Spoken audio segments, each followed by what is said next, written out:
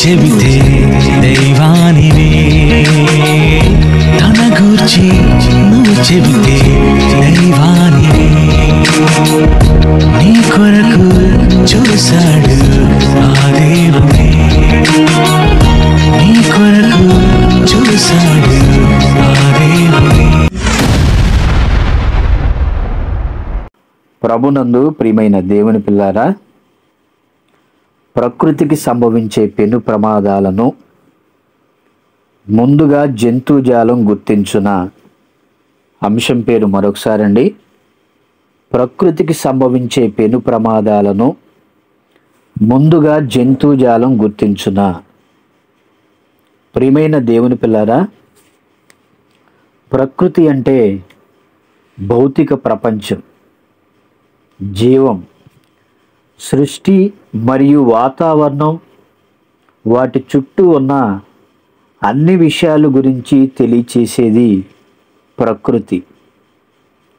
ప్రకృతి వలన వచ్చే పెను ప్రమాదాలు అంటే పెద్ద ఎత్తున ప్రాణ నష్టం లేదా ఆస్తి నష్టం కలిగించే తీవ్రమైన ప్రమాదాలు.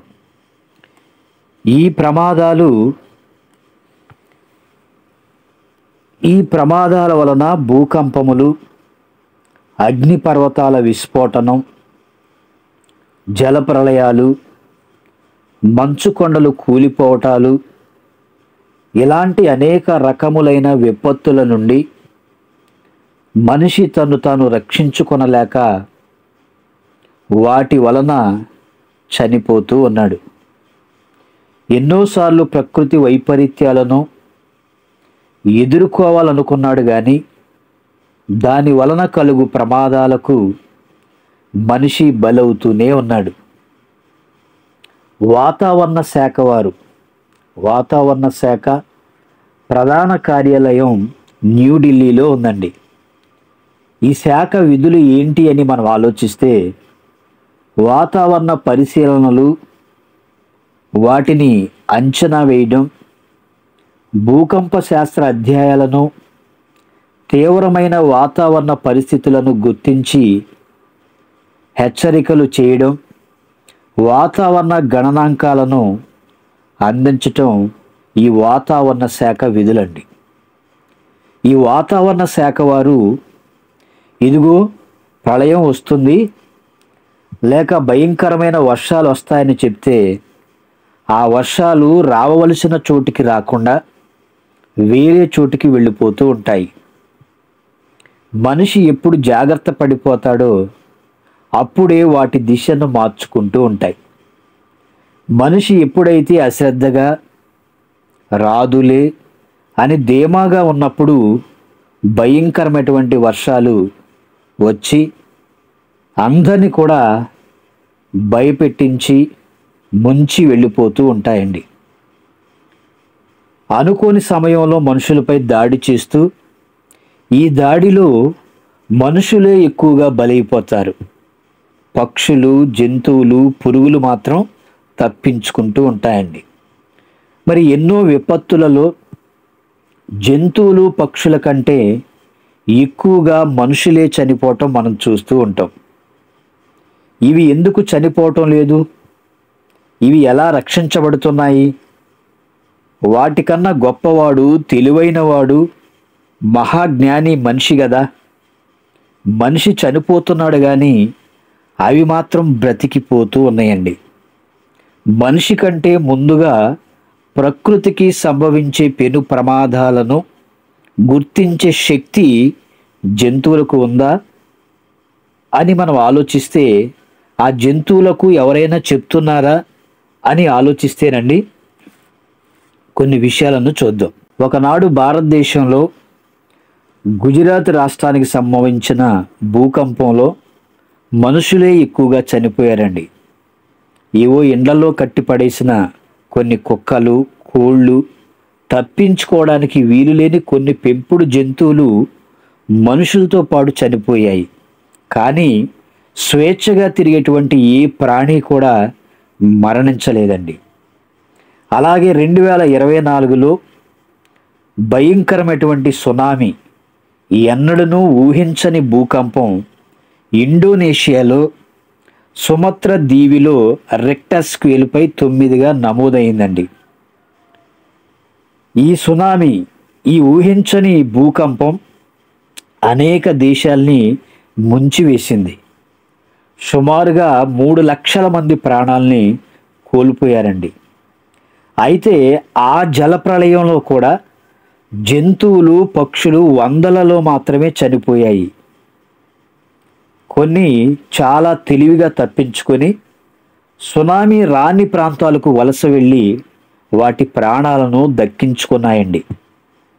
సురక్షిత ప్రాంతాలకు వెళ్ళాలంటే వాటికి సునామీ వస్తుందన్న సంగతి ముందే తెలిసిపోయింది అని మనం అర్థం చేసుకోవాలి.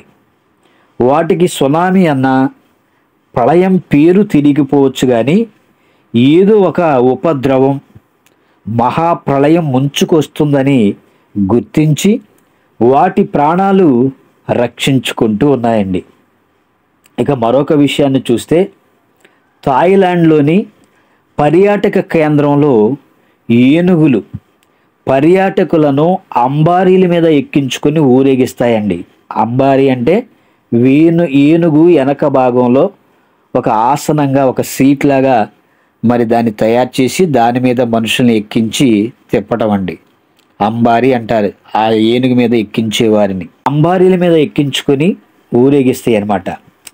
అలా కొన్ని ఏనుగులు అక్కడ పని చేస్తున్న సందర్భంలో అవి సునామీ వస్తుందన్నటువంటి సంగతి ముందుగానే గుర్తించి మరి గేంకారంతో అరుచుకుంటూ వాటిపై ఉన్న సుమారు 12 మంది యాత్రికులను తీసుకొని కొండ ప్రాంతాలకు వెళ్ళి వాటి ప్రాణాలతో పాటు యాత్రికుల ప్రాణాలను కూడా ఏనుగులు కాపాడాయని వాటికి శిక్షణ ఇచ్చేటువంటి శిక్షకుడు తెలియచేశాడండి.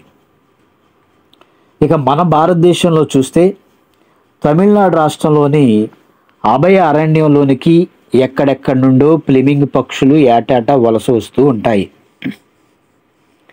సైబీరియా తదితర ప్రాంతాల్లో నుండి ఆహారం కోసం వలస వచ్చి తమిళనాడులో తీరానికి దగ్గరగా ఉండే తుప్పలు, చెట్లు, గుబుర్లపై కాలక్షేపం చేస్తూ పిల్లల్ని మరి పెంచుకుంటూ ఉంటాయండి. మరి సునామీ వచ్చిన రోజు అవి కూడా సురక్షిత ప్రాంతాలకు ఎగిరిపోయాయి. ఒక్క పక్షి పిల్ల కూడా ప్రాణం కోల్పోలేదండి. కొన్ని గంటల ముందు ఇవి అడవుల లోపలికి, ఎత్తైన ప్రదేశాలకి వెళ్ళిపోయాయని అటవీ శాఖ అధికారులు కూడా చెబుతూ ఉన్నారు. ఇక సాధారణంగా ప్రతి ఏటా కూడా శీతాకాలంలో చెన్నైకి దగ్గరలో ఉన్నటువంటి నెల్లూరు నేలపట్టు పులికాటు సరస్సుకు పెలికాన్ జాతి పక్షులండి వలస వస్తూ ఉంటాయి. కానీ అవి విపత్తు జరిగినప్పుడు మాత్రం దిశను మార్చుకొని గుంటూరు జిల్లాలోని ఉప్పలపాడులో మరి తిష్ట వేశాయి అనేటువంటి సంగతి కూడా మరి మనకి తెలియచేస్తూ ఉన్నారు. ఇంకా ఇలాంటి విషయాలను మనం ఎన్నో ఆలోచన చేస్తేనండి, ఈ పెలికాన్ పక్షులు ముందుగానే ప్రకృతి మార్పులను పసిగట్టి స్థావరాన్ని మార్చుకుంటాయని పక్షి శాస్త్రవేత్త డాక్టర్ జాక్ అనేటువంటి వ్యక్తి అభిప్రాయపడ్డాడండి. అంటే వలస పక్షులకు, జంతువులకు సునామీ సంగతి ముందుగా ఎలా తెలిసింది? సునామీ రావడానికి ముందే ఎత్తైన కొండలపైకి, సునామీ రాని ప్రాంతాలకు చేరిపోయాయి. ఇలా వెళ్ళాలని వీటికి ఎవరైనా చెప్పారని మనం ఆలోచిస్తేనండి, ఎవరు కూడా వీటికి చెప్పలేదు. మరి వీటికి ఎలా ముందుగానే తెలిసిపోతున్నాయి అంటే దేవుడు ఇలాంటి మహాజ్ఞానాన్ని వాటికి ఇవ్వటం మనం చూస్తూ ఉన్నామండి. అయితే కొన్ని విపత్తుల్లో వందలాది ఏనుగులు, పులులు, జింకలు, నక్కలు, మొసళ్ళు, ఇతర జంతువులన్నీ కూడా ఉన్నాయండి. మరి దాదాపు 600 కిలోమీటర్ల పైగా విస్తీర్ణంలో అతి పెద్దదైన ఒక పార్కులోనికి సునామీ అలలండి 3 కిలోమీటర్ల లోపలికి వచ్చినప్పటికీ ఆ పరిధిలో ఉన్నటువంటి జంతువుల్లో ఒక్క జంతువు కూడా ఆ సమయానికి లేదండి. ఒక్క ఏనుగు కానీ, ఒక జంతువు కానీ ఏది కూడా చనిపోలేదని మరి అక్కడ వన్య ప్రాణి శాఖ డిప్యూటీ డైరెక్టర్ తెలియచేశారండి. ఇలా మనం ఆలోచిస్తే ప్రతి విషయం కూడా జంతువులు ముందుగానే పసిగట్టి అక్కడి నుంచి దూరంగా వెళ్ళిపోతున్నాయని మనకు అర్థమవుతూ ఉందండి. మరి వాతావరణంలో కలిగే సున్నితమైన మార్పులను పసిగట్టగలిగే శక్తి పక్షులకు, జంతువులకు ఉందని శాస్త్రవేత్తలు నేటికి ఒప్పుకుంటున్నారు. కానీ ప్రయోగశాలలో నిరూపించాలంటే ఆలోచనలో పడుతూ ఉన్నారండి. మరి పెంపుడు జంతువు మనందరికీ తెలుసు, కుక్క. ఇంటికి ఎవరైనా వస్తే మరుగుతూ ఉంటుందండి. ఒకవేళ ఇంటిలో ఎవరైనా దొంగలు పడితే పోలీస్ కుక్కలను తీసుకొచ్చి దొంగలు వెళ్ళిన దారిని వాసన ద్వారా కుక్కలు పసిగడతాయండి. వాటికి గ్రహణ శక్తి వినికిడిలోనే కాకుండా మనిషి గ్రహించలేని కొన్ని తరంగాల ప్రభావమును, వాతావరణ పీడనంలో తేడాలను కూడా జంతువులు గ్రహించగలుగుతూ ఉంటాయండి. మరి శబ్దాలను మనం హెడ్జ్లలో కొలుస్తూ ఉంటామండి.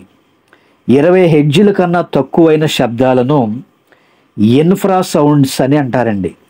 20,000 హెడ్జ్ల కన్నా ఎక్కువగా ఉండే శబ్దాలను ఆల్ట్రా సౌండ్స్ అని అంటారు. ఈ రెండిటిని మనిషి వినలేడండి. 20 కంటే తక్కువ వినలేడు, 20,000 కంటే ఎక్కువ కూడా వినలేడండి. 20 నుంచి 20,000 మధ్యలో ఉన్నటువంటి శబ్ద తరంగాలు మాత్రమే మనిషి వినగలడు. అయితే ఆ కాలంలోనే వార్తాపత్రికలో వచ్చినటువంటి ఒక సంఘటన ఏంటి అని మనం ఆలోచిస్తే, ఒక కుక్క సమయస్ఫూర్తిని కనబర్చిందండి. తన యజమాడు ఇంటిలోనే ఉంటూ ఎలాంటి సమయస్ఫూర్తిని కనబర్చింది అంటే, గ్యాస్ లీకేజ్ నుండి 3కి ప్రాణదానం చేసిందండి చైనాలో. జనవరి 21వ తారీఖున ఇంటిలో గ్యాస్ లీక్ అవడంలో ఆ ఇంటిలో ఉన్నటువంటి యజమాని, ఆయన సతీమణి, కుమార్తె కూడండి స్పృహ తప్పి పడిపోయారు. తన యజమాని నోటితో గుమ్మం వరకు మరి ఆ కుక్క లాక్కొని వచ్చి అతనికి తెలివి వచ్చేటట్లు చేసి తన కుటుంబాన్ని పెద్ద ప్రమాదం నుండి కాపాడిందండి. కుక్కలు మనం తినివేసినటువంటి ఏవైనా ముక్కలు కానీ అన్నం కానీ పెడితే అవి తిని ఇంటి దగ్గర చక్కగా కాపలాగా మన కుటుంబ సభ్యులందరినీ కాస్తూ ఉంటాయి. అదే కొత్త వారు ఎవరైనా వచ్చినట్లయితే అరుస్తూ ఉంటాయండి. అలాంటి కుక్కకు ఎంత తెలివి ఉందో చూడండి. గ్యాస్ లీక్ అయిపోయి కుటుంబంలో ఉన్నటువంటి 3 కూడా పడిపోతే ఆ యజమాని తన నోటితో పట్టుకొని గుమ్మం వరకు లాక్కొచ్చి అతనికి ఏదో రకంగా తెలివి వచ్చేలా ప్రయత్నించిందండి. ఆ తెలివి వచ్చిన తర్వాత అక్కడి నుంచి ఆ కుటుంబ సభ్యులందరూ కూడా తప్పించుకోవటం మనం చూస్తూ ఉన్నాం. అంటే కుక్క తన యజమానుని పట్ల ఎంత విశ్వాసాన్ని కనబర్చిందో చూడండి. కుక్కకు విశ్వాసం ఎక్కువ, మంచి నమ్మకమైనదని మనుషులందరూ అంటూ ఉంటారు. అసలు విశ్వాసం కలిగి నమ్మకంగా ఉండవలసింది కుక్క కాదండి, మనుషులు ఉండాలి. కానీ మనుషుల్లో విశ్వాసము లేదు, నమ్మకము కూడా సరిగా లేదు. మనిషి అని మరి మనుషులు తెలుసుకోలేకపోతున్నారు నమ్మకంగా ఉండవలసింది. కానీ ప్రకృతిలో ఉన్నటువంటి జంతువులను చూపిస్తూ కుక్కకు ఉన్నటువంటి విశ్వాసం కూడా మీకు లేదని అనేక మంది మాట్లాడుతూ ఉంటారండి. మత్తయి సువార్త 6వ అధ్యాయము 26వ వచనంలో రాయబడిన సందర్భం మనందరికీ తెలుసు. ఆకాశ పక్షులు విత్తవు, కోయవు, కొట్లలో కూర్చుకోవాలని కూడా ఆలోచింపవండి, వాటిని పరలోకపు తండ్రే పెంచుతూ ఉన్నాడు. అవి దేవునిపై ఆధారపడ్డాయి. కానీ ఈనాడు మనిషి అండి మరొక మనిషిపై ఆధారపడి మోసపోతూ ఉన్నాడు. కానీ ఆకాశ పక్షులు చూడండి, అవి విత్తవు, అదేవిధంగా పంట కూడా కోసుకోవు, వాటిని కొట్లలో కూడా కూర్చుకోవాలని ఎప్పుడు ఆలోచించవండి. వాటికి ఆకలి అయితే చక్కగా బయటికి వెళ్ళిపోతూ ఉంటాయి గూటి నుంచి. ఎక్కడో ఏవో పండ్లు, ఏవో గింజలు, ఇంకా ఏవో పురుగులు దొరికినట్లయితే వాటిని తిని తన పిల్లలకు కూడా తీసుకొచ్చి పెడుతూ ఉంటాయి. అయితే మనిషి మాత్రం మరొక మనిషిపై ఆధారపడి బ్రతకవలసిన అవసరత ఉంది. మనుషులు వాటికంటే కూడా బహుశ్రేష్ఠులండి. ఆకాశ పక్షుల కంటే కూడా మనుషులు బహుశ్రేష్ఠులుగా కనపడుతున్నారు. మరి సాక్షాత్తు దేవుని ఆత్మరూపాన్ని కలిగిన మనిషి ప్రకృతిని శాసించగలిగే ఎత్తులో ఉన్న తనకున్న ఆధిక్యతను మర్చిపోయి అవిధేయుడై అక్రమాకారుడిగా మారిపోయి ప్రకృతిలో జీవిస్తూ ఉన్నాడు. మృగాలను, పక్షులను, సర్పములను, జలచరములన్నిటినీ మనిషి చాదు చేయగలుగుతూ ఉన్నాడండి, పెంచుకుంటూ ఉన్నాడు, వాటిని మచ్చిక చేసుకుంటున్నాడు, వాటితో కూడా చక్కగా కలిసిమెలిసి జీవిస్తూ ఉన్నాడండి. కానీ ఏ నరుడును తన బ్రతుకును దుష్టత్వం నుండి సరి చేసుకోలేకపోతున్నాడు. కానీ మనిషికి పోవలసింది దుష్టత్వం అండి. దుష్టత్వం అంటే మనలో ఉన్నటువంటి పాపాన్ని మనం తీసివేసుకోవాలి, పాపానికి దూరంగా మనం ఉండాలి. కానీ ఏ మనిషి కూడా తన బ్రతుకును దుష్టత్వం నుండి సరి చేసుకోలేకపోతున్నాడు. నేను ఎందుకు ఇలాంటి పరిస్థితిలో ఉన్నాను? బాప్తీసం తీసుకున్నానే, దేవుని మాటలు వింటున్నానే, మరి వాక్య ప్రకారం నేను ఎందుకు బ్రతకలేకపోతున్నానని ప్రతి వ్యక్తి కూడా సరి చేసుకోలేకపోతున్నాడండి. మరి మన కన్న తండ్రి అయిన దేవునికి మనస్తాపాన్ని మిగిలిచ్చి ప్రకృతి వలన కలుగు పెను ప్రమాదాలలో పక్షులు, జంతువుల కంటే హీనమైన భయంకరమైన చావు మనిషే చనిపోతూ ఉన్నాడండి.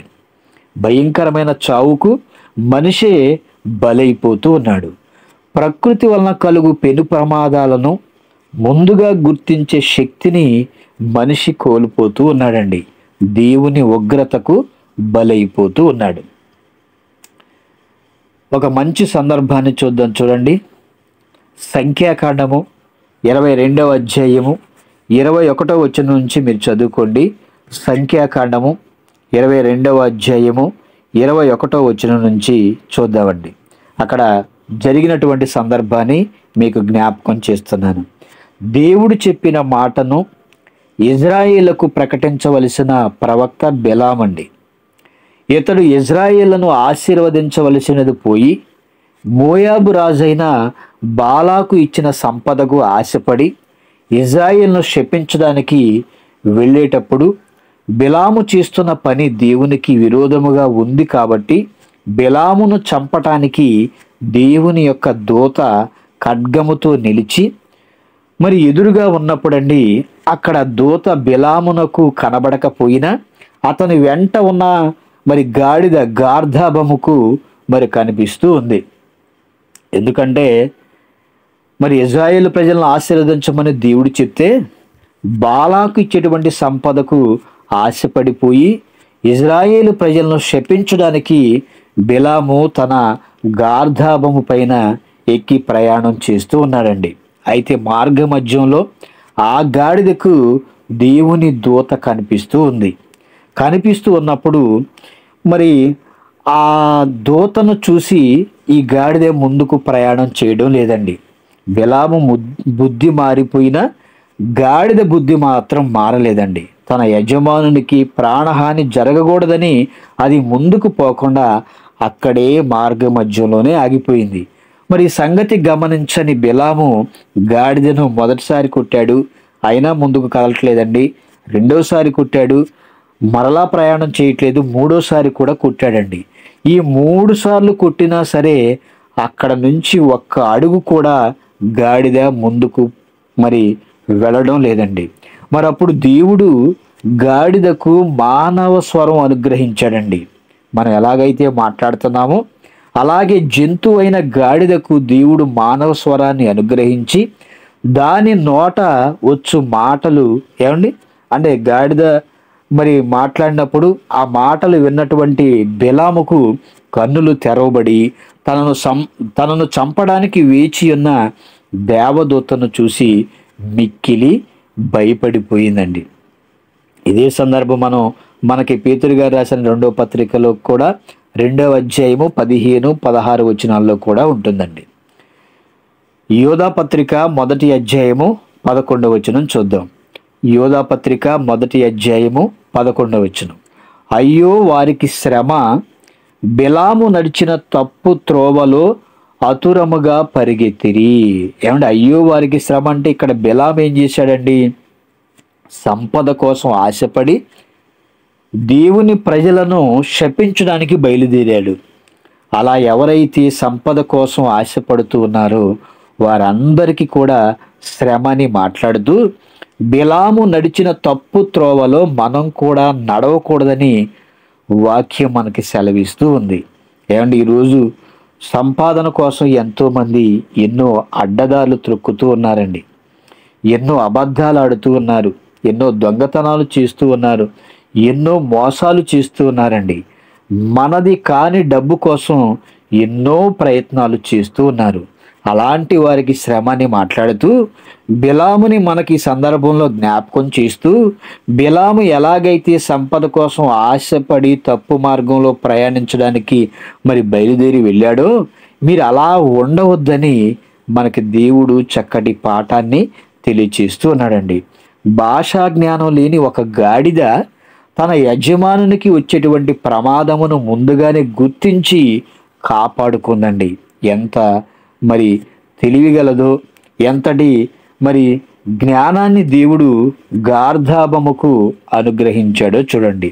పక్షులు, జంతువులు, జీవరాశులు ప్రకృతి వలన కలుగు పెను ప్రమాదాలను గుర్తించే శక్తిని దేవుడు వాటికి ఇచ్చాడని శాస్త్ర పరిశోధనలు చేసి శాస్త్రవేత్తలు చెప్పకముందే బైబిల్ ఎప్పుడూ చెప్పిందండి. యోబు గ్రంథము 36వ అధ్యాయము 30వ వచనం నుంచి చూస్తేనండి, 30వ వచనం నుంచి 33 వరకు మనం 33వ వచనాన్ని చూద్దాం. యోబు గ్రంథము 36వ అధ్యాయము 33వ వచనం. ఆయన గర్జనము ఆయనను ప్రసిద్ధి చేయను, తాను వచ్చుచున్నాడని ఆయన పశువులకు తెలుపును. ఆయన గర్జనము ఆయన ప్రసిద్ధి చేయును, తాను వచ్చుచున్నాడని ఆయన ఎవరికి తెలియజేస్తున్నాడని ముందుగా పశువులకు దేవుడు తెలియచేస్తూ ఉన్నాడు. తప్పిపోయిన మానవ జాతిని శిక్షించడానికి ఆయన వచ్చుచున్నాడని భాషా జ్ఞానం లేని పశువులకు దేవుడు ముందుగా తెలియచేస్తూ ఉన్నాడండి. ఏమంటే చెట్టుకున్నటువంటి ఆకు ఎండిపోతే చెట్టు నుండి రాలిపోతుంది, పండు కూడా పండిపోతేనండి చెట్టు నుండి రాలి కింద పడిపోతుంది. అలాగే మనిషికి పాపం పండితే దేవుడు మనిషిని భూమిపై ఉండకుండా లేపేస్తాడండి. అందుకని మనం పాపానికి దూరంగా బ్రతికేవారిగా ఉండాలి. ఈనాడు అనేక మంది ఎన్నో పాపాలు చేస్తున్న దేవుడు ఎందుకు క్షమిస్తూ ఉన్నాడంటేనండి, దేవుడు ఒక కాలాన్ని ఇచ్చాడు. ఆ కాలం వరకు దేవుడు ప్రతి ఒక్కరి విషయంలో ఎంతగానో దీర్ఘశాంతాన్ని చూపిస్తూ ఎదురు చూస్తూనే ఉంటాడండి. ఎందుకంటే నా కుమారుడు, నా కుమార్తె ఈ క్షణమైనా ఈ రోజైనా మారుతుంది అని దేవుడు మనందరి కొరకు దినమెల్లా తన చేతులను చాపుతూనే ఉన్నాడండి. కానీ మనం ఆయన చేతుల నీడలోనికి రాకోకుండా ఈ లోకంలో ఉన్నటువంటి కార్యక్రమాల్లో మునిగిపోతూ ఉన్నామండి. మనిషికి పాపం పండితే దేవుడు మనిషిని భూమిపైన ఉండకోకుండా లేపేస్తాడనేటువంటి సంగతి మనిషికి తెలిసినా అలా లేపేసేటప్పుడండి మనుషుల కంటే ముందు దేవుడు ఎవరికి తెలియచేస్తున్నాడంటే పశువులకే ముందుగా దేవుడు తెలియచేస్తూ ఉన్నాడండి. ఇక అంతరిక్షంలో ఉన్న సూర్యుడు, చంద్రుడు, నక్షత్రాలు మొదలుకొని సకల జీవరాశులు దేవుని మాటకు లోబడి అవి వాటికి ఇచ్చిన పనిని క్రమం తప్పకుండా చక్కగా జరిగిస్తూ ఉన్నాయండి. అండ్ సూర్యుడు ఉదయం 6 గంటలకు రావాలి, సాయంత్రం 6 గంటలకు అస్తమించాలండి. ఏమండి, అంటే అంతరిక్షంలో ఉన్నటువంటి వస్తువులు సూర్యుడు కానీ, చంద్రుడు కానీ, నక్షత్రాలు కానీ, ఏమంటే భూమి మీద ఉన్నటువంటి సకల జీవరాశులు దేవుని మాటకు లోబడుచున్నాయి. ఒక్క మనిషి మాత్రం తన అతిక్రమమును పెంచుకుంటూ దేవునికి అవిధేయుడిగా మారిపోతూ దేవుని కోపానికి బలైపోతూ ఉన్నాడండి. కీర్తనల గ్రంథము 145వ అధ్యాయము 15వ వచనం చూద్దామండి. కీర్తనల గ్రంథము 145వ అధ్యాయము 15వ వచనం. సర్వజీవుల కన్నులు సృష్టికర్త వైపు చూచుచున్నవి, కానీ మనిషి కన్నులండి మరొక మనిషిని నమ్మి వారి వైపు చూస్తూ మోసపోతూ ఉన్నారు. ఇక్కడ దేవుడు ఏం రాయించాడు? సర్వజీవుల కన్నులు సృష్టికర్త మనందరినీ సృష్టించినటువంటి కన్న తండ్రి వైపు చూస్తూ ఉన్నాయండి. మరి సర్వజీవులు కూడా మనుషుల దిక్కులు చూడకుండా నేరుగా అంటే డైరెక్ట్గా దేవుని వైపే చూస్తూ ఉన్నాయండి. ఈ క్షణంలో ఏమి సంభవిస్తుందో, ఎలాంటి మాట దేవుడు చెప్తారని దేవుని వైపే వాటి కన్నులు ఉన్నాయండి. అందుకే మనుషుల కంటే ముందు అవి జాగ్రత్త పడిపోతున్నాయి ప్రకృతిలో సంభవించే ప్రమాదాల వలన. రేపటి దినమును గూర్చి ఆలోచించే మనిషి ఈరోజు దేవుని కోసం ఏమైనా పని చేశానా అని ఆలోచించే పరిస్థితి కనిపించడం లేదండి. ఏ పని చేయకపోయినా దేవుడు మనల్ని కాపాడుతూనే ఉన్నాడు. అలాంటి మనిషికి మరుసటి దినము అవసరం లేకుండా ప్రకృతి నిర్ణయం తీసుకున్నప్పుడు వచ్చే ప్రళయాన్ని మనిషి తప్పించుకోలేకపోతూ ఉన్నాడండి. అంటే దేవుడు ప్రతి దినము కూడా మనం దేవుని పని చేయాలి అని మన పనులు చేసుకుంటూ దేవుడు మన పట్ల ఎంతో ఆలోచన కలిగి ఉన్నాడు. కానీ క్రమం తప్పకుండా మన ఉద్యోగాలు చేస్తున్నాం, మన వ్యాపారాలు చేస్తున్నాం, మన పనులు చేసుకుంటున్నామండి. కానీ దేవుని పని చేసేవారు చాలా తక్కువ మందే కనిపిస్తూ ఉన్నారు. కాబట్టి ప్రకృతి నిర్ణయం తీసుకున్నప్పుడు వచ్చే ప్రళయాన్ని మనిషి తప్పించుకోలేకపోతున్నాడు, జంతువులు తప్పించుకుంటూ ఉన్నాయండి. యోబు గ్రంథము 39వ అధ్యాయము 25వ వచనం అండి. యోబు గ్రంథము 39వ అధ్యాయము 25వ వచనం. గుర్రములు బాకానాదము వినగానే రాజ్యాల మధ్య యుద్ధం మొదలవుతుందని గుర్తిస్తూ ఉంటాయండి. ఏమంటే గుర్రాలు కూడా ఎంతో చక్కటి జ్ఞానం అండి. బాకానాదము ఆ శబ్దం వినగానే రాజ్యాల మధ్య యుద్ధం మొదలవుతుందని అవి గుర్తించి ముందుకు వెళ్ళిపోతాయండి. యుద్ధంలోనికి దూసుకొని వెళ్ళిపోతూ ఉంటాయి. ఇంకా యెషయా గ్రంథము 13వ అధ్యాయము 22వ వచనం. యెషయా గ్రంథము 13వ అధ్యాయము 22వ వచనం అండి. రాజ్యాలకు దేశాలకు సంభవించే యుద్ధ ఘోషలు, కీడు కాలములను ముందుగా నక్కలు, అడవి కుక్కలు రాజ్యంలో గుర్రాలు పసిగట్టి మొరలెడతాయంటండి. చూడండి, ఇక్కడ కొన్ని ప్రాంతాల్లో, మన అన్ని ప్రాంతాల్లోనండి కుక్కలు కూడా అప్పుడప్పుడు ఏడుస్తూ ఉంటాయండి.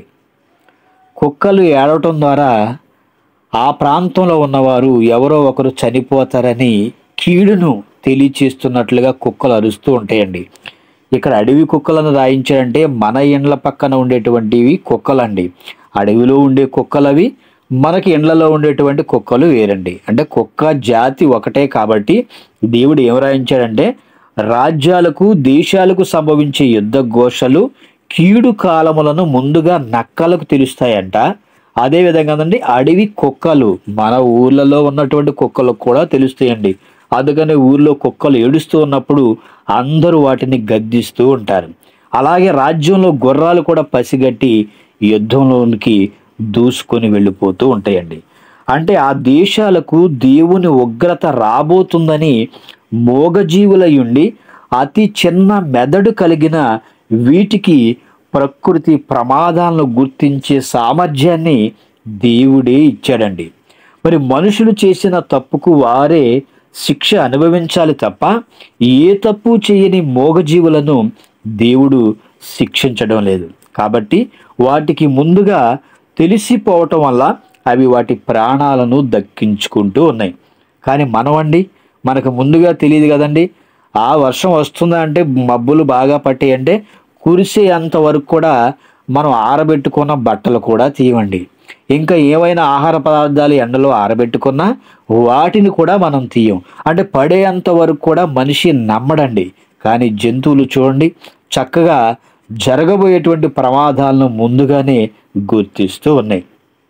ఇంకా మనం చూస్తే మరి జంతువులన్నిటి ద్వారా అండి దేవుడు చక్కగా మనకు పాఠాలను తెలియచేస్తూ ఉన్నాడు. గుర్రాలను కానీ, గాడిదలు కానీ, ఏమంటే నక్కలు కానీ, అడవి కుక్కలు కానీ వాటికి ఎలాంటి జ్ఞాపక శక్తిని, మరి ఎలాంటి గ్రహణ శక్తిని దేవుడు ఇచ్చాడు. చక్కగా వాటి గురించి మీరు నేర్చుకోవాలి. అవి ఎంతగా మరి ఆలోచన కలిగి ఉన్నాయో, మరి అన్నిటికంటే కూడా మీరు గొప్పవారుగా ఉన్న నా పిల్లలు మీరు అన్ని విషయాల్లో చాలా తెలివిగా ఉండాలని దేవుడు తెలియచేస్తూ ఉన్నాడు. మనకు అతి తెలివితేటలు ఎక్కువ కానీ ఏమండి అతి తెలివితేటలతో మనం లేనిపోని అనేకమైనటువంటి విషయాలకు మనం వెళ్ళిపోతాం. కానీ మరి మంచి ఆలోచనలు కలిగి జీవించేవారిగా మనం ఉండవండి. ఇక భూమి మీద ఉన్నటువంటి జీవరాశులన్నిటిలో కూడా చిన్నవి చీమలండి. మనందరికీ తెలుసు, చీమల్లోనే ఎన్నో వందల రకాలు మనం చూస్తూ ఉంటాం. వాటి దగ్గర చాలా జ్ఞానం ఉందండి. కనుక మనిషిని ఏమంటున్నాడంటే చీమల దగ్గరికి వెళ్ళి జ్ఞానాన్ని తెచ్చుకోమంటున్నాడు. ఏమంటే చీమ చాలా చిన్నదండి. అలాంటి చీమ మనకేమని తెలియజేస్తుంది చెప్పండి? అంటే చీమలను చూసి కూడా మనిషి కొన్ని పాఠాలను నేర్చుకోవాలని ప్రకృతిలో చిన్న చిన్న ప్రాణులు కూడా దేవుడు చూపిస్తూ ఉన్నాడు. సామెతల గ్రంథము 6వ అధ్యాయము 6 నుంచి 11 వచనాల వరకు మీరు చదువుకోండి. సామెతల గ్రంథము 6వ అధ్యాయము 6వ వచనం అండి. సోమరి చీమల యొద్దకు వెళ్ళుము, వాటి నడతలు కనిపెట్టి జ్ఞానము తెచ్చుకొనుము. సోమరి అంటే ఎవరండి? మనిషే. ఏమంటే బద్ధకస్తుడు. ఏ పని చేయాలన్నా కూడా బద్ధకంతో ఏ పని కూడా చేయడండి. కాబట్టి ఇలాంటి బద్ధకస్తులను, ఇలాంటి సోమరిపోతులను దేవుడు ఏమంటున్నాడంటే చీమల యొద్దకు వెళ్ళవయ్యా, నువ్వు వెళ్ళి వాటి నడతలు కనిపెట్టి, అవి ఎలా నడుస్తున్నాయో, ఎలా ఒక ఆర్డర్లో వెళుతూ ఉన్నాయో, ఒక లైన్లో వెళుతూ ఉన్నాయో, వాటి నడతలు కనిపెట్టి జ్ఞానము తెచ్చుకోమని చీమల ద్వారా దేవుడు మనుషులకు పాఠాలు నేర్పిస్తూ ఉన్నాడండి. ఏమంటే సోమరి చీమల వద్దకు వెళ్ళి వాటి నడతలు కనిపెట్టి మనం జ్ఞానాన్ని నేర్చుకోవాలి. ఇంకా ఏమంటున్నాడు చూడండి. సామెతల గ్రంథం 30వ అధ్యాయము 25వ వచనం నుంచి మనం చూస్తే, సామెతల గ్రంథము 30వ అధ్యాయము 25వ వచనం నుంచి చూద్దామండి. చీమలు బలము లేని జీవులు అయినను అవి వేసవిలో ఆహారమును సిద్ధపరచుకొనెను. ఏమంటే వేసవి కాలంలో నుండి చక్కగా ఆహారాన్ని సిద్ధపరచుకుంటూ ఉంటాయి. భూమి లోపలికి ఒక రంధ్రాన్ని చేసుకొని చక్కగా భూమిపైన ఉన్నటువంటి ఆహారం, వాటికి ఏవైతే అవసరమో వాటిని చక్కగా ఆ రంధ్రం లోపలికి తీసుకెళ్ళండి, చక్కగా దాచిపెట్టుకొని, ఈ వర్షాకాలంలో వర్షం వస్తే ఈ వర్షంలో మనం బ్రతకడం కష్టం, పెద్ద పెద్ద వర్షాలు వస్తే మనం అంతా చచ్చిపోతాము, అందుకని మన రంధ్రంలో చక్కగా సేఫ్టీగా ఉండాలి అనేటువంటి ఉద్దేశంతో వేసవి కాలంలో చక్కగా ఆహారాన్ని సమకూర్చుకొని లోపల దాచుకుంటాయండి. అండ్ వర్షాకాలంలో మరి వర్షాలు వచ్చి వరదల్లో నుండి మరి ఎన్నో చిన్న చిన్న ప్రాణులు చచ్చిపోతూనే ఉంటాయి. ఏమంటే కాబట్టి ఇక్కడ చీమలు చూడండి ఎంత తెలివితేటలు ఉన్నాయో. బలము లేని జీవులు, ఏమంటే మనం అంటే గాలి ఊదితే కూడా వెళ్ళిపోతూ ఉంటాయండి.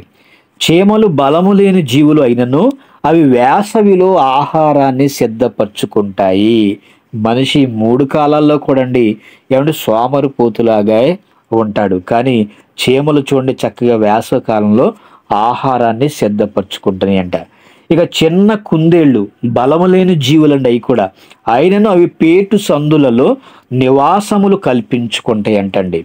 ఏమంటే మిడతలకు రాజు లేడు. ఏమంటే మిడతలు మనకు తెలుసండి, మిడతల్లో కూడా ఎన్నో రకాలు ఉన్నాయి. మరి మిడతలకు రాజు లేకపోయినా అయినను అవన్నీ పంక్తులు తీరి సాగిపోను.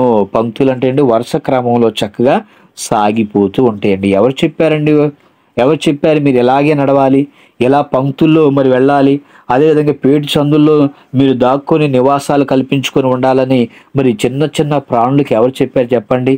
దేవుడు అలాంటి జ్ఞానాన్ని వాటికి ఇచ్చాడండి.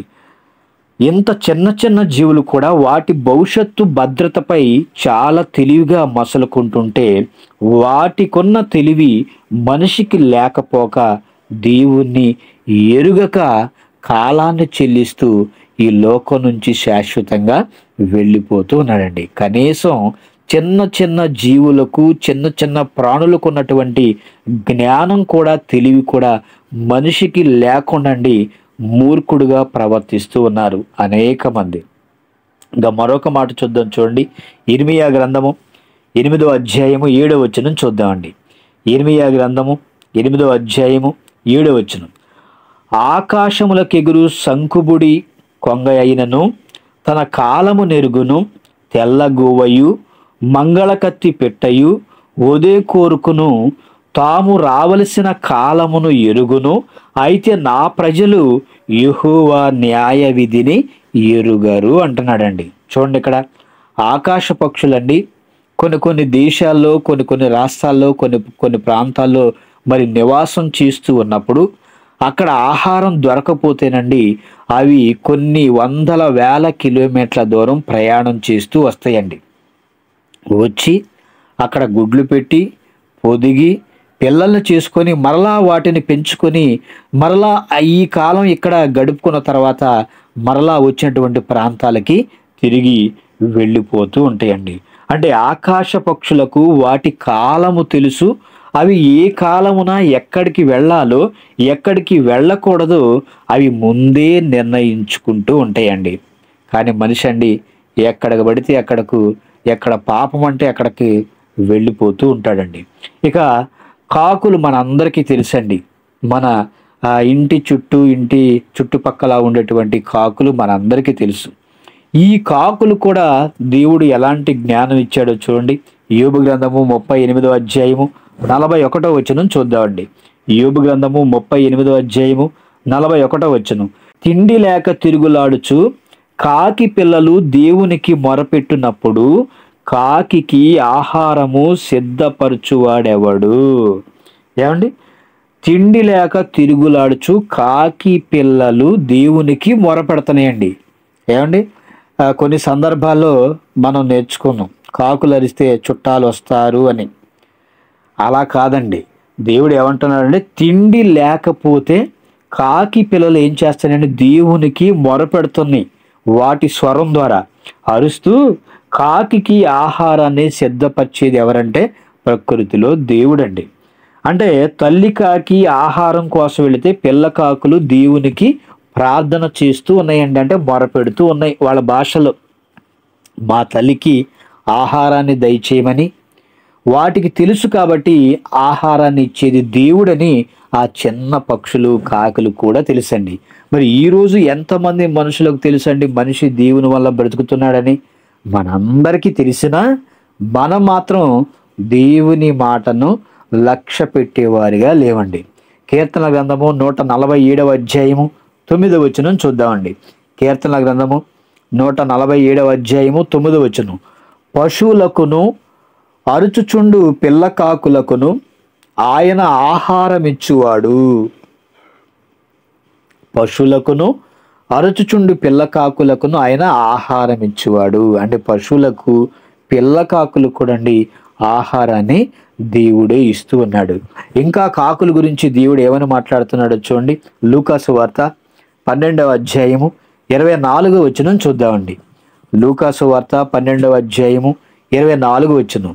కాకుల సంగతి విచారించి చూడుడి, అవి విత్తవు కోయవు, వాటికి గరిసె లేదు, కొట్టు లేదు, అయినను దేవుడు వాటిని పోషించుచున్నాడు. ఏమండి, అవి విత్తనాలు తీసుకెళ్ళి పొలాన్ని దున్నుకొని అందులో విత్తనాలు విత్తవండి. ఏమండి, ఆ తర్వాత పంటను కూడా కొయ్యవు, వాటికి గరిసే లేదు, అదేవిధంగా కొట్టు కూడా లేదండి. అయినను దేవుడు వాటిని పోషిస్తూ ఉన్నాడు. మరి కాకులను విచారించమంటున్నాడంటే కాకుల ద్వారా మనకి ఏదో సమాచారాన్ని దేవుడు తెలియచేస్తూ ఉన్నాడు. అండ్ వాటికి ఏమి బిల్డింగులు కూడా లేవు, ఆస్తిపాస్తులు కూడా లేవండి. కానీ వాటిని పోషించేది పరలోకపు తండ్రి అని అవి గుర్తిరిగాయి. మరి అలాగే ఇంకా మరొక మాట చూద్దాం చూడండి. యెషయా గ్రంథము 43వ అధ్యాయం 20వ వచనం. యెషయా గ్రంథము 43వ అధ్యాయము 20వ వచనం అండి. అడవి జంతువులు అడవి కుక్కలను నిప్పు కోళ్లను దేవుని గణపరచును. మనిషి మాత్రం గణపరచడం లేదు కానీ అడవి జంతువులండి, అడవి కుక్కలు నిప్పు కోళ్ళు కూడా దేవుణ్ణి గణపరుస్తూ ఉన్నాయి. కానండి సాక్షాత్తు మరి ఆయన స్వరూపంలో ఉన్నటువంటి మనం దేవుణ్ణి గణపరిచేవారిగా లేవండి. దేవుని నామాన్ని అవమానపరిచేవారిగా ఉన్నామే తప్ప దేవుణ్ణి గణపరిచేవారిగా మనం లేవు. ఇంకా ఈ ఆకాశ పక్షులండి ఇన్ఫర్మేషన్ కూడా ఒక ప్రాంతం నుంచి మరొక ప్రాంతానికి తీసుకెళ్ళిపోతాయి అంటారు. చూడండి, ప్రసంగి గ్రంథము 10వ అధ్యాయము 20వ వచనం చూద్దామండి. ప్రసంగి గ్రంథము 10వ అధ్యాయము 20వ వచనం. ఆకాశ పక్షులు సమాచారము కొనిపోవును, రెక్కలు గలది సంగతి తెలుపును. ఏమంటే పూర్వం రాజుల కాలం నుండి మరి కొన్ని పక్షుల ద్వారా వాళ్ళు సమాచారాన్ని పంపించుకునేవారండి. ఎందుకంటే దేవుడు ఇక్కడ రాయించాడు కాబట్టి ఆ పక్షులను వాళ్ళు మచ్చిక చేసుకొని మరి ఒక దేశం నుంచి మరొక దేశానికి లేదా ఒక ప్రాంతం నుంచి మరొక ప్రాంతానికి మరి సమాచారాన్ని పంపించేవారండి. ఆకాశ పక్షులు సమాచారమును కొనిపోవును, రెక్కల గలది సంగతి తెలుపునంటండి. మరి ఆకాశ పక్షులు దేవుని నుండి సమాచారాన్ని తెలుసుకున్న వెంటనే అవి బయలుదేరతాయండి. ఎక్కడికి వెళ్తాయండి? మనం కొన్ని ప్రాంతాల్లో చూస్తే సైబీరియా ధ్రువ ప్రాంతపు పక్షులు ఎన్నో వేల కిలోమీటర్లు ప్రయాణించి అనుకూలమైనటువంటి వాతావరణం ఉన్నటువంటి దేశాలకు ఏమంటే కాలాన్ని ఎరిగి అవి ప్రయాణం చేస్తూ వస్తూ ఉంటాయండి. వచ్చిన ఆ పక్షులు సునామీ సమయంలో కొల్లేటి సరస్సుకు రావలసిన పక్షులు అక్కడికి రాకుండా వేరే ప్రాంతానికి వెళ్ళడానికి కారణం వాటికి ప్రమాదం గురించి ముందుగానే వార్త తెలిసిపోయిందంటండి. ఏమండి, గత ఒక 2 సంవత్సరాల క్రితం సిరియా టర్కీలో కూడా భయంకరమైనటువంటి భూకంపం వచ్చిందండి. అక్కడ కూడా ముందుగానే పక్షులు మరి పసిగట్టి ఆ ప్రాంతం నుంచి వెళ్ళిపోయినట్లుగా కూడా మనం చూస్తూ ఉన్నాం. అంటే దేవుడు వాటికి చెప్పేశాడు ముందుగానే. మరి వాక్యం విననివాడు కనీసం జంతువులు పక్షుల ప్రవర్తన అయినా మనం గమనించి సంభవించబోయే ప్రమాదాలను కొంతవరకు మనం గుర్తించగలగాలండి. ఏమండి, అందుకని దేవుడు జంతువులను చూడండి అయ్యా, పక్షులను చూడండి అయ్యా, వాడి ప్రవర్తన మీరు గమనించి సంభవించబోయే ప్రమాదాలను అవి ఎలా ముందుగానే గుర్తెరిగి దూరంగా వెళ్ళిపోతున్నాయో కనీసం వాటిని చూసైనా మీరు నేర్చుకోమని దేవుడు మనకి వీటన్నిటి ద్వారా, పక్షులన్నిటి ద్వారా, జంతువుల ద్వారా మనకి సమాచారాన్ని దేవుడు తెలియచేస్తూ ఉన్నాడండి. ఏమండి, ఇక మరొక విషయాన్ని చూస్తే నోవాహు గారు ఓడను నిర్మించినప్పుడు సమస్త మరి శరీరాలలో మరి జంతువులు, పక్షులు, జలచరాలు ఏమంటే అనేకమైనటువంటి ప్రాణులు ఆ ఓడలోకి రావటం కూడా మనం చూస్తూ ఉంటామండి. ఆదికాండము 7వ అధ్యాయము 15వ వచనం అండి. ఆదికాండము 7వ అధ్యాయము 15వ వచనం. జీవాత్మ గల సమస్త శరీరాలలో రెండేసి ఓడలోనున్న నోవాహు నొద్దకు ప్రవేశించెను. ఏమండి, రెండేసి అంటే జతలుగా ఓడలోకి రావాలని ఎవరు చెప్పారు చెప్పండి? నోవాహు గారు ఏమైనా పిలిచారా? మీరు రావాలని ఆ జంతువుల్ని ఏమైనా పిలిచాడండి? లేదు కదా. అక్కడ ఏం జరుగుతుందంటే నోవాహు గారి జలప్రళయంలో దేవుడు నోవాహుతో నీవు వెళ్ళి సమస్త భూజంతువులలో, ఆకాశ పక్షులలో, నేలను ప్రాకు పురుగుల్లోనూ రెండేసి జతలు ఏమండి మరి తీసుకురమ్మని దేవుడేం చెప్పలేదండి. అవే నీ దగ్గరకు వస్తాయని దేవుడు చెప్పాడు. దేవుడు చెప్పినట్టుగానే వాడలోనికి వాటి అంతటా అవే జతలుగా రావడం మనం చూస్తూ ఉన్నామండి. మరి అలా జతలుగా రావడం ఆనాడు నోవాహు గారు జీవించేటువంటి కాలంలో ఉన్నటువంటి మనుషులంతా కూడా చూసే ఉంటారండి. ఏంటి, జంతువులు ఏంటి ఓడలోకి వెళ్తున్నాయి, నోవాహు గారేమో మనకు వాక్యాన్ని ప్రకటించాడు, మీరంతా కూడా మారు మనసు పొందమని చెప్పాడు, లేకపోతే భయంకరమైనటువంటి మరి జలప్రళయం భూమి మీదకి రాబోతుందని చెప్పాడు, మనమైతే మరి మాట వినలేదు, మరి జంతువులు, పక్షులు, ఈ పురుగులన్నీ కూడా ఈ ఓడలోకి ఎందుకు వెళుతున్నాయి అని ఆ రోజు ఉన్నటువంటి మనుషులందరూ కూడా చూసే ఉంటారండి. చూసినప్పటికి కూడా అప్పటికి కూడా నోవాహు గారిని వాళ్ళంతా కూడా హేళన చేసేవారుగానే ఉన్నారు. ఎందుకు అవి అలా వస్తున్నాయని కనీస జ్ఞానం కూడా ఏ ఒక్కరు కూడా వాళ్ళు ఆలోచించలేదండి. వాళ్ళ పని ఏంటండి? తినడము, త్రాగడము, సంతోషించడం, పెళ్లి చేసుకోవడం, పెళ్లికి ఇవ్వడం, ఆ పనిలోనే ఉన్నారు తప్ప ఇవన్నీ ఎందుకు ఓడలోకి వెళుతున్నాయని ఏ ఒక్కరు కూడా ఆలోచించిన వారు లేరండి. ఏమంటే నోవాహు అతని కుటుంబ సభ్యులతో పాటు వారు మాత్రమే రక్షించబడ్డారండి. కానీ ఎవ్వరు అవి ఎందుకు అలా ఓడలోనికి వెళ్ళాయన్నది గ్రహించక ఆ జలప్రళయంలో మునిగి చచ్చిపోయారండి. మరి ఎలాంటి మూర్ఖులు బ్రతుకుతున్నారు కాబట్టే ఏమంటే అంత భయంకరమైనటువంటి విపత్తు రాబోతుందని నోవాహు గారు ముందుగానే హెచ్చరించినా ఏమండి ఆ మనుషులు మూర్ఖులుగా మారిపోయి ఆయన మాటను లక్ష్య పెట్టలేదండి. కాబట్టి వాళ్ళంతా కూడా జల ప్రళయంలో చచ్చిపోయారు. కాబట్టి ప్రకృతికి ప్రసవ వేదన, ఏమండి భూమికి దుఃఖము కూడా కలుగుతూ ఉందండి. మనుషుల అక్రమం వలన జంతువులు, పక్షులు అన్నీ కూడా చక్కగా దూర దూర ప్రాంతాలకి ప్రమాదాలను గుర్తెరిగి వెళ్ళిపోతుంటే మనుషులు మాత్రమండి ఏమండి ఆ ప్రమాదానికి గురయ్యి బలైపోతూ ఉన్నాడు. రోమపత్రిక 8వ అధ్యాయము 22వ వచనం చూద్దామండి. రోమపత్రిక 8వ అధ్యాయము 22వ వచనం, సృష్టి యావత్తు ఇది వరకు ఏకగ్రీవముగా మూలుగుచు ప్రసవ వేదన పడుచున్నదని ఎరుగుదము. ఏమంటే ప్రసవ వేదన అనేసరికి స్త్రీలు ప్రసవ వేదన పడతారని మనకు తెలుసు. కానీ ఇక్కడ సృష్టి యావత్తు ఇది వరకు ఏకగ్రీవముగా మూలుగుతూ ఉందంటండి. ఏమంటే సృష్టి మూలగటం ఏంటండి? సృష్టి ప్రసవ వేదన పడటం ఏంటండి? ఏమండి అంటే భూమి మీద మనం చేస్తున్నటువంటి ఆగడాలను చూడలేక ఈ సృష్టి కూడా దేవునికి మొరపెట్టుకుంటూ ఉందండి. కాబట్టి మనుషులు ప్రమాదాల నుండి తప్పించుకోవాలంటే ఒకటే మార్గం అండి, యెహోవా యందు భయభక్తులు కలిగి ఉండుట జీవ సాధనము. అది కలిగిన వాడు తృప్తుడై అపాయము లేకుండా బ్రతుకును. కానీ మనిషి ప్రమాదాలను కొని తెచ్చుకుంటున్నాడే తప్పండి ప్రమాదానికి దూరంగా పారిపోతున్నాడా?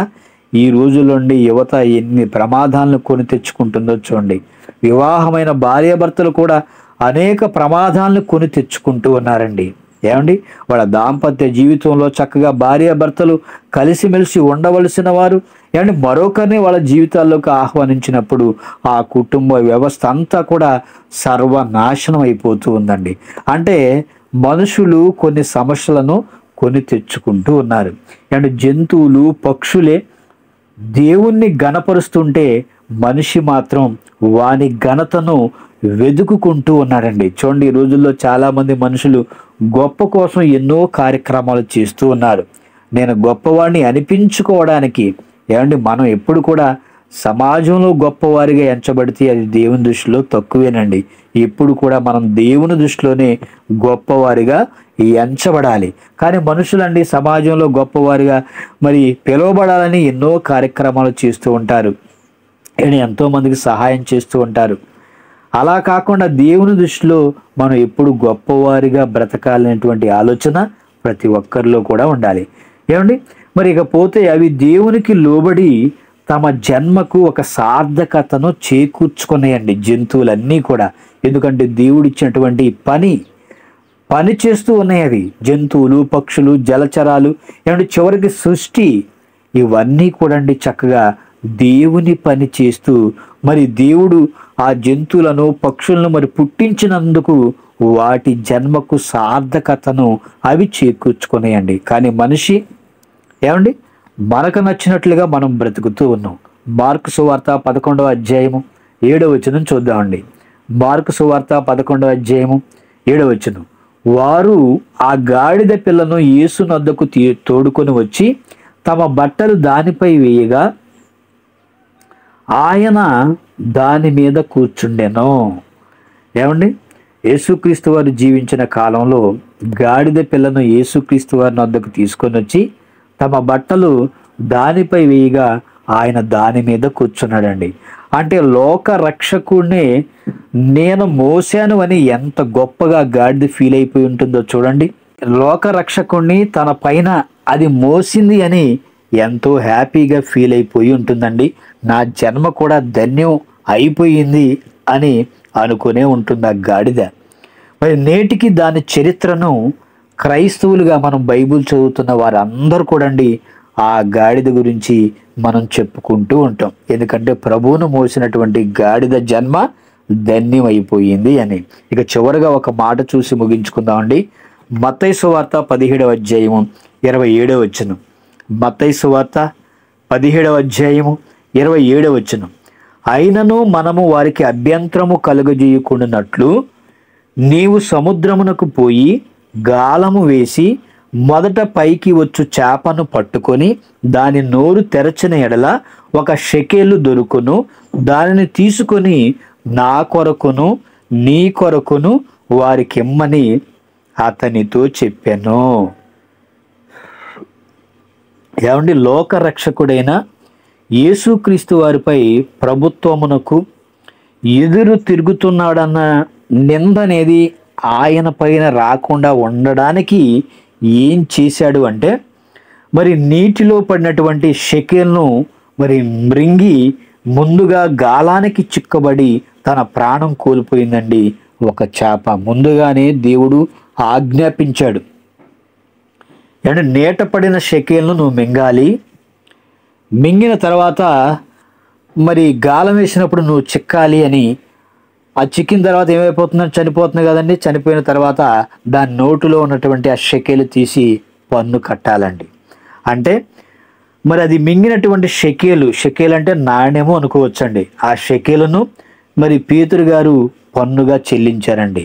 మరి యేసుక్రీస్తు వారికి సహాయం చేసి తన జన్మకు సార్థకతను చేప కూడా తెచ్చుకుందండి. మరి యేసుక్రీస్తు వారి వలన కలిగిన ప్రకృతి ఆ యేసుక్రీస్తు వారికి మరణదండన విధించినప్పుడు ప్రకృతి భరించలేక చీకటి కమ్ముకుందండి. మరి ఒకనాడు ఏలియాకు కాకులు భోజనం పెట్టి పోషించాయండి. ఏమంటే కాకికి బాగా మాంసం అంటే చాలా ఇష్టం అండి. ఏమంటే రొట్టె ముక్కను మాంసం ముక్కను తీసుకెళ్ళి మరి ఏలియా గారిని పోషించింది అంటే కాకి దేవుని పనిలో ఉంది కాబట్టి పోషించగలిగిందండి. ఈ రోజుల్లో ఉన్న కాకులు చూడండి, ఏమంటే మనం బయట గనక మాంసం పెట్టి లేచి వెళ్ళామంటేనండి వాటిలో సగం వరకు కూడా అవి మరి తీసుకొని వెళ్ళిపోతూ ఉంటాయండి. మరి అలాంటి కాకి ద్వారా దేవుడు ఏలియా గారికి మరి చక్కగా మరి రొట్టెను అదేవిధంగా మాంసాన్ని అందించాడంటే ఎంత గొప్ప విషయమో చూడండి. ఏమంటే కాకులు భోజనం పెట్టి ఏలియా గారిని పోషించాయండి. ఇక మరొక సందర్భంలో మనం చూస్తే దైవజనుడైనటువంటి యోనా గారు సముద్రంలో పడిపోతే అతను చనిపోకుండా ఒక మహామత్స్యం మృంగి 3 రోజులు తన కడుపులో భద్రంగా దాచి కాపాడిందండి. ఏమంటే ఈ తిమింగలం కూడా దేవుని పనిలోనే ఉంది. నా కుమారుని సముద్రంలో ఎత్తి పడేస్తారు, పడేసిన నీవు చక్కగా అతన్ని నీ కడుపులోనే భద్రంగా 3 దినాలు ఉంచుకోవాలని దేవుడు చక్కగా ముందుగానే తెలియచేశాడండి. ఏమంటే దేవునిపై మోగజీవులకున్న గౌరవం, భక్తి, భయం, ప్రేమ ఏదైనా కావచ్చండి, మనిషి కంటే ఎక్కువగా మోగజీవులే కనపరుస్తూ ఉన్నాయండి. అలా దేవుని పట్ల యథార్థంగా ఉండి వాటి జన్మను అవి చక్కగా ధన్యం చేసుకునేయండి. మరి పరలోకపు తండ్రి సేవలో అవి చక్కగా తరించిపోతూ ఉన్నాయి. మరి యేసుక్రీస్తు వారు పుట్టిన స్థలమునకు జ్ఞానులకు ఏమంటే దారి చూపడానికి నక్షత్రం మార్గదర్శకం అయిందండి. అంటే నక్షత్రమే మార్గదర్శకంగా చక్కగా జ్ఞానులకు దారిని చూపించింది.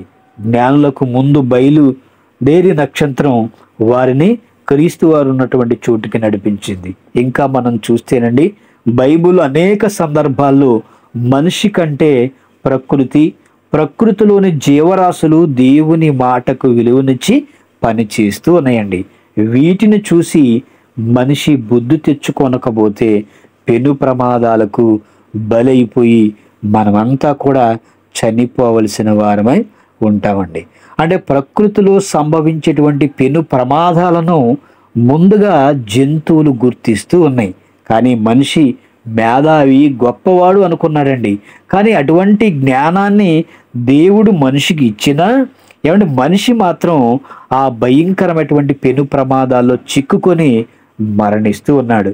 కాబట్టి దేవుడు ఎన్నో రకాలైనటువంటి పక్షులు, జంతువులు, అదేవిధంగా అండి ఏమండి జలచరాలు, వీటిని అన్నిటినీ చూపిస్తూ మనకి చక్కగా పాఠాన్ని నేర్పించాలని ఆశపడ్డాడండి. మరి ఈ మాటలు విన్న మనం అందరం కూడా ప్రకృతికి సంభవించే పెను ప్రమాదాలను ముందుగా జంతుజాలము గుర్తిస్తుందా అంటే గుర్తిస్తుంది. కాబట్టి ఈ విషయాలను మనం గుర్తెరిగి జంతువుల కంటే కూడా మనం తెలివైన వాళ్ళం కాబట్టి మనం కూడండి దేవుని పనిలో ఉంటూ నశించిపోతున్నటువంటి అనేక ఆత్మలను దేవుని వైపు నడిపించాలని పక్షులు నేర్పిస్తున్న పాఠాలను, జంతువులు నేర్పిస్తున్న పాఠాలను, చిన్న చిన్న పురుగులు నేర్పిస్తున్నటువంటి పాఠాలను మనం చక్కగా స్వీకరించి ఏమండి వాటికి ఉన్నటువంటి జ్ఞానం ఎంత గొప్పదో మనం తెలుసుకొని మనం కూడా జ్ఞానాన్ని కలిగి ఈ లోకంలో దేవుని కొరకు ఉన్నతంగా బ్రతకాలని కోరుకుంటూ ఈ నా మాటలు ముగిస్తున్నాను. తలలు వంచండి, ప్రార్థన చేసుకుందాం.